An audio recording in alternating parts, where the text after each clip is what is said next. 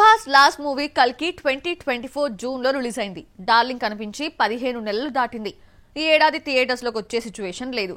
ఈ గ్యాప్ ని 2026 లో 2 సినిమాలతో కవర్ చేసేస్తున్నాడు. ఎలాగో మీరే చూడండి. పోస్ట్ పోన్ కాకుండా ప్రభాస్ మూవీ రిలీజ్ కాదు. అనుకున్న టైంకి వస్తే అది ప్రభాస్ మూవీ కాదేమో అన్నట్టు ఉంది.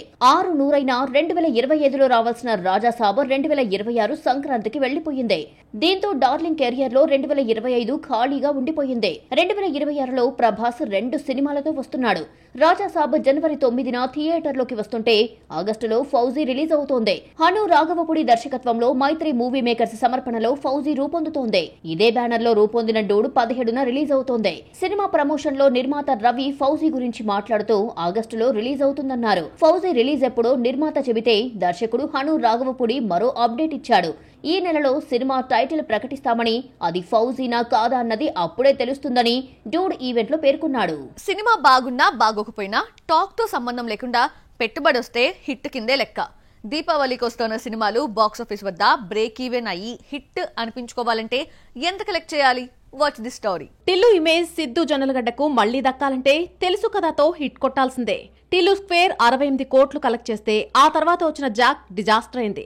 జాక్ ను వరల్డ్ వైడ్ 18 కోట్లకు అమ్మితే 5 కోట్లు కూడా రాలేదు.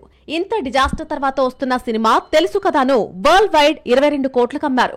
ఈ లెక్కన సిద్ధు టార్గెట్ పెద్దదే. లవ్ అండ్ రొమాంటిక్ మూవీ తెలుసు కథతో నీరజ కోన డైరెక్టర్ గా పరిచయమైంది. సిద్ధును ఆడియన్స్ ఇంకా టిల్లుగానే చూస్తున్నారు. ఈ ఇమేజ్ నుంచి బయటపడడం అంత ఈజీ కాదు. టిల్లు క్యారెక్టర్ అంతలా బలమైన ముద్ర వేసింది. తెలుసు కథతో బయటపడి హిట్ కొట్టాలి. రొమాంటిక్ జానర్ లో రూపొందిన తెలుసు కదా మల్టీప్లెక్స్ ఆడియన్స్ కు చేరువైతే 22 కోట్ల టార్గెట్ రీచ్ అవుతుంది. తెలుగులో వరుస హిట్స్ కొడుతున్న తమిళ హీరో ప్రదీప్ రంగనాథన్ డ్యూడ్ మూవీతో లక్ పరీక్షించుకుంటున్నాడు. ఈ ఫ్రైడే కూడా తనదే అన్న నమ్మకంతో ఉన్నాడు. గత సినిమాలు లవ్ టుడే, డ్రాగన్ తమిళంతో పాటు తెలుగులో హిట్ కావడంతో ప్రదీప్ మార్కెట్ పెరిగింది.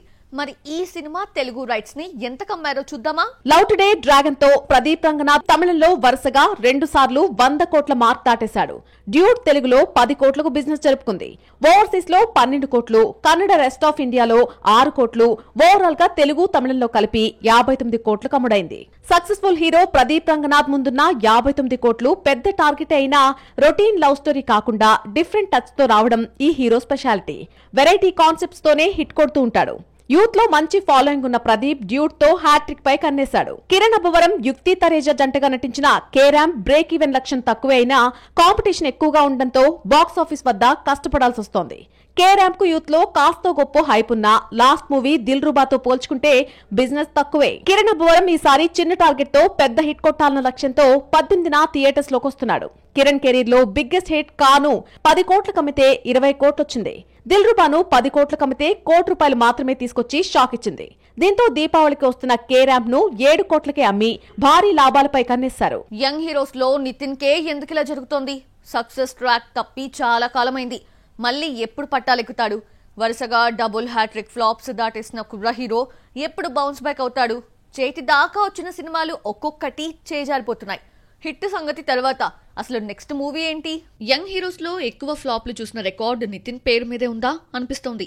2002లో జయంతో హీరోగా పరిచయమైన ఈ హీరో 23 ఏళ్లలో 35 సినిమాలు చేస్తే అందులో హిట్స్ 6 మాత్రమే. జయం హిట్ తో కెరీర్ స్టార్ట్ చేసి వెంటనే దిల్ తో మరో సక్సెస్ అందుకున్నాడు. ఆ తర్వాత సక్సెస్ చూడ్డానికి 9 ఏళ్లు పట్టింది.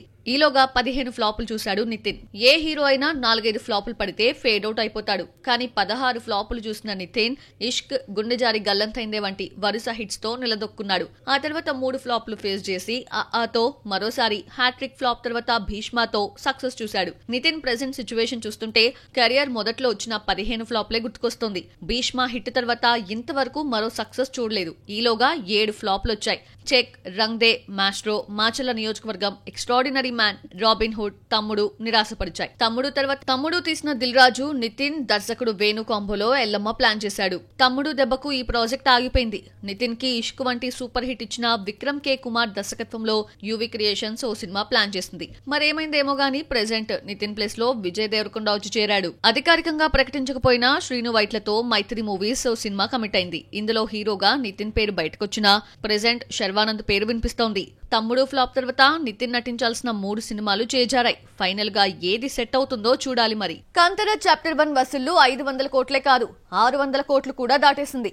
రేపో మాపో 700 కోట్లు క్రాస్ చేసినట్టు పోస్టర్ కూడా రిలీజ్ చేస్తారు. సినిమా వచ్చిన 2 వారాల్లో ఎంత కలెక్ట్ చేసింది, ఏ రికార్డ్స్ క్రియేట్ చేసిందో చూద్దామా. కాంతారా చాప్టర్ 1 వసూలు స్లోగా ప్రారంభమైన పాజిటివ్ మౌత్ టాక్ తో భారీ వసూలు సాధించింది. 2 వారాల్లో వరల్డ్ వైడ్ గా 675 కోట్ల గ్రాస్, 325 కోట్ల షేర్ రాబట్టింది. తెలుగులో 60 కోట్ల షేర్, 95 కోట్ల గ్రాస్ కలెక్ట్ చేసింది.